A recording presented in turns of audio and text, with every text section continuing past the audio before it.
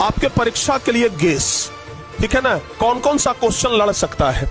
सबसे पहला प्यारे बच्चों ध्यान रखिएगा, पत्र कितने प्रकार के होते हैं ये पहले आप देख लीजिए। सबसे पहला पत्र जो लिखने के लिए आएगा वह प्रधानाध्यापक के पास लिखने के लिए आएगा। ये तो एकदम कन्फर्म है बाबू, ध्यान रखिएगा। एक ऑप्शन तो रहेगा ही रहेगा, क्योंकि पत्र लिखने के लिए आता है तो कम से कम वहां 2 ऑप्शन देता है कि चाहिए। पत्र लिखने के लिए जब आता है ना तो 2 ऑप्शन देता है कि चाहे तो ये लिख लीजिए और चाहे तो ये लिख लीजिए। तो आप लोगों को प्रधानाध्यापक के ऊपर तो आएगा, यह बात की एकदम 100% गारंटी, ठीक है ना, 100% ध्यान रखिएगा। प्रधानाध्यापक के ऊपर तो पत्र लिखने के लिए आएगा ही आएगा। अगर प्रधानाध्यापक के पास आप नहीं लिख पाते हैं तो माता पिता के पास पत्र लिखने के लिए आएगा, चाहे माता के पास आ जाए चाहे पिता के पास आ जाए। तीसरा नंबर ध्यान रखिएगा, भाई के पास पत्र लिखने के लिए आएगा।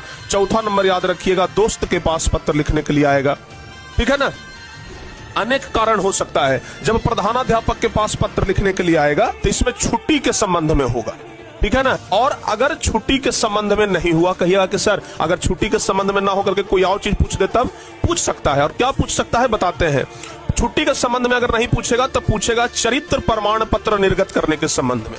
तो या तो छुट्टी के संबंध में नहीं आएगा ना तो चरित्र प्रमाण पत्र निर्गत करने के संबंध में आएगा, दोनों में से कोई एगो कन्फर्म रहिएगा।